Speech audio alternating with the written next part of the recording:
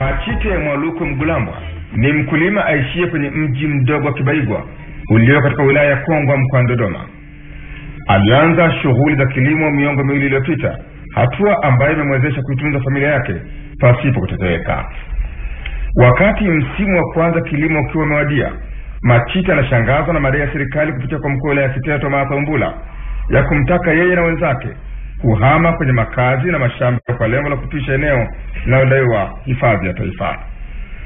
Eneo hili linajulikana kwa jina la Mbuloi Mutangos ambalo liko kwenye kijiji cha Dios. Kwa sababu safari wakisema tusilime, basi waje tukechote zao tutazipeleka kalima wapi?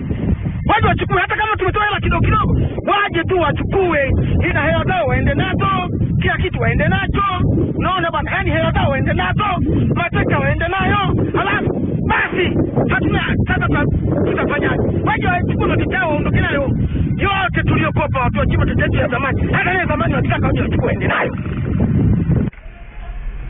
Katika kilio hiki Machite hayuko peke yake.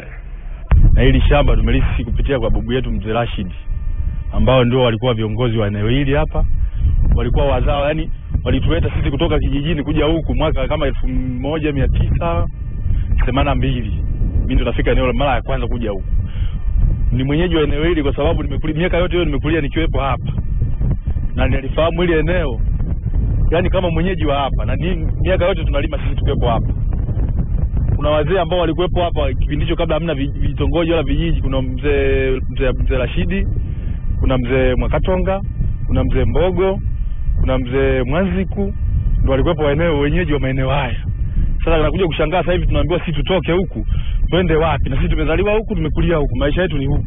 Unapokuja wenyewe mnasema kwamba sisi tunatakiwa tuondoke, tunaenda wapi? Sisi tuna familia zetu huku, tumekulia huku, utanitoa hapa mimi niende wapi? Na ile eneo nalifahamu, nimekulia hapa, sijui unanipeleka naenda kuishi wapi. Tawi hili kama kawaida.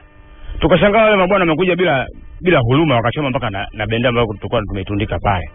Wakasema kuna cha tawi wala nini. Sasa unajua tena ukishatuma makidifosi wale kitu bwana. Sasa tulikuwa tunafanywa hivyo, ndio mwanzo wa kuanzisha kesi ile. Ndio hivyo hiyo kesi imekwenda, tumeshinda na nini, lakini inaonyesha wale wana machungu tu ya kudaiwa fidia ndio wanaletea matatizo. Sasa hivi inaonekana halmashauri haitutambui. Sasa kutotambua imeanza kutuletea msukosuko kuanzia mwaka 2006. Tuna miaka 6 sasa tunaletea msukosuko. Na huku kauli mbiu ya serikali ikiwa ni kilimo kwanza. Kilimo kwanza maana yake nini? Kwa sababu tunachojiuliza hivi ni kwa sababu serikali imetoa tamko hili liko linamaanisha mambo